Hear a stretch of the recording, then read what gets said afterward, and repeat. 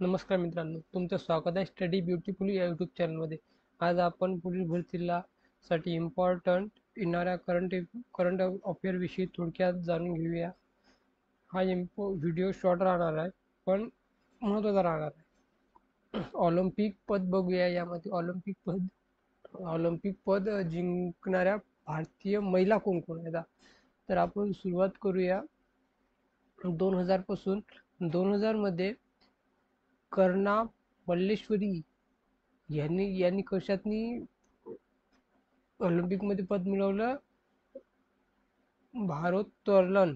नंतर 2012 मध्ये सायना नेहवाल यांनी बॅडमिंटनमध्ये मिळवलं. आणि त्यानंतर 2012 मध्ये मेरी कॉमनं बॉक्सिंगमध्ये मिळवलं. त्यानंतर 2016 मध्ये पी व्ही सिंधू यांनी बॅडमिंटनमध्ये मिळवलं. त्यानंतर 2016 मध्येच साक्षी मलिक यांनी कुस्तीमध्ये मिळवलं. त्यानंतर 2020 मध्ये मीराबाई चानू हिनं भालोत्तोलन मध्ये पदक मिळवलं. त्यानंतर 2020 मध्येच पी व्ही सिंधू यांनी परत बॅडमिंटनमध्ये पदक मिळवलं. पी व्ही सिंधू यांनी कधी कधी मिळवलं 2016 मध्ये आणि 2020 मध्ये. त्यानंतर 2020 मध्ये परत लवलीना गोहेन यांनी बॉक्सिंगमध्ये पदक मिळवलं.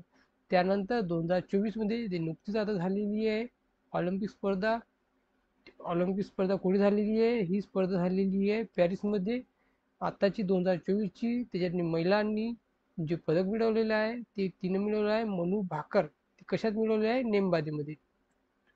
हा व्हिडिओ इथे समाप्त करूया. भेटूया आपण नवीन व्हिडिओमध्ये. तिथपर्यंत धन्यवाद.